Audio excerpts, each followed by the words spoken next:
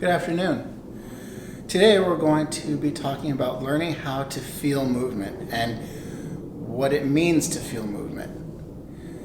In the harmonic release process, there are stages to feeling movement, starting from feeling current, comfortable ranges of motion, feeling the limitations, exploring what those limitations feel like.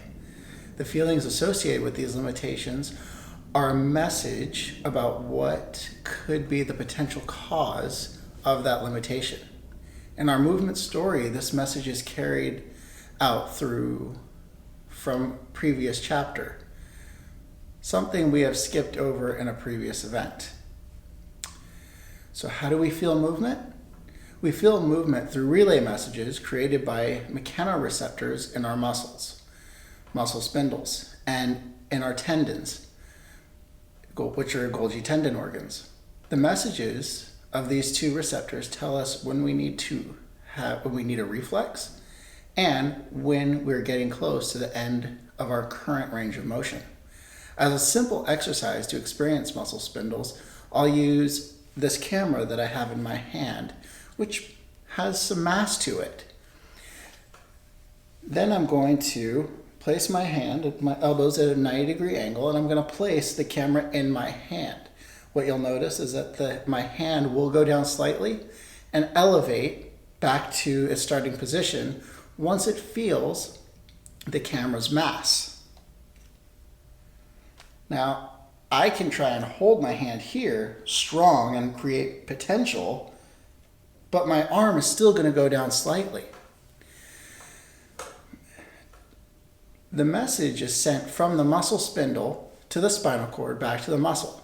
The message was, this object exceeded the load that my muscle could hold with a given recruitment.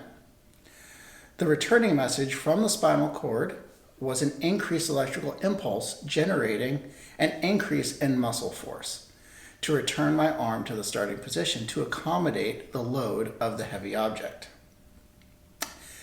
The differences between the Golgi tendon organ, which we're going to talk about next, and the muscle spindle is that the muscle spindle, as demonstrated by the camera, is how we regulate the amount of force we need to manage a load, where the Golgi tendon organs, as stated in the name, occur in the tendons.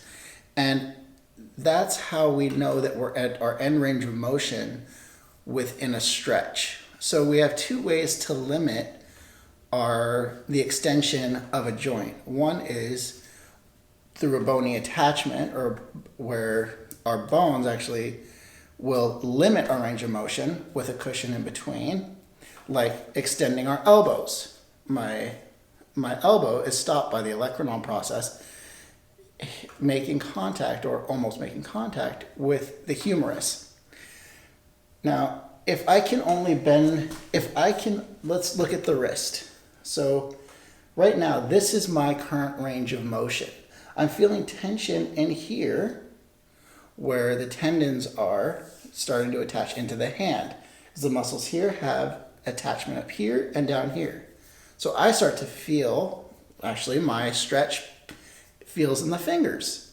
We don't have any muscles up in the fingers. We have our tendons. So as I'm here, this is where I'm feeling the stretch. The message is being sent from the Golgi tendon organs to my spinal cord back to my fingers, saying that this is the stretch and you're reaching the end range. The message can feel different, from a stretch to a pull to ouch, ouch, that's not good. In further episodes, we will talk about how to relay these messages, how to acknowledge them, and potentially how to change them to increase our range of motion. Thank you for your time today and have a great day.